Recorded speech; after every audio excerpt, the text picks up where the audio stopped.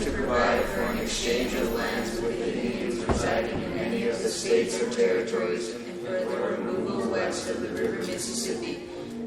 The topic that we were learning is called removal.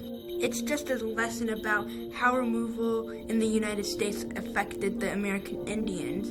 It's mainly about the U.S. expansion. The problem with removal was because the U.S. wanted more, and so they took it from the Indians. It doesn't make sense. At first glance, I would have probably thought, oh, well, trying to expand and make more money in the economy, well, that makes sense because we're a growing nation. But when I think about it a little more, it doesn't really sound right. The American Indians, they were there first. They claimed their land. They built farms, and then the settlers just came and just took it away from them. The U.S. said, oh, we're going to take better care of this land. But the American Indians said, no, we already take fine care of this land. But the U.S. had more power. So they just put boots on the ground and took everyone out. All the white people pushed them farther west. And, it wasn't a happy, let's jump over the rainbow and see what happens next. We talked about the treaties that were made.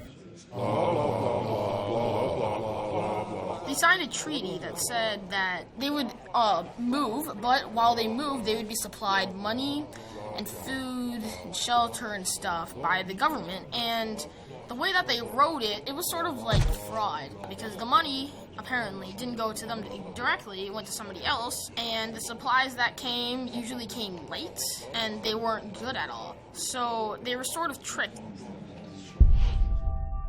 Many walked. It was a forced march. During the walk, people did get sick, walking, probably in the cold, and probably died from the disease or hunger or dehydration. I don't think I could do that. Because, I do go on hikes and stuff, but that would be, the longest hike anybody has ever taken. To provide for an exchange of lands. Approved May 28, 1830.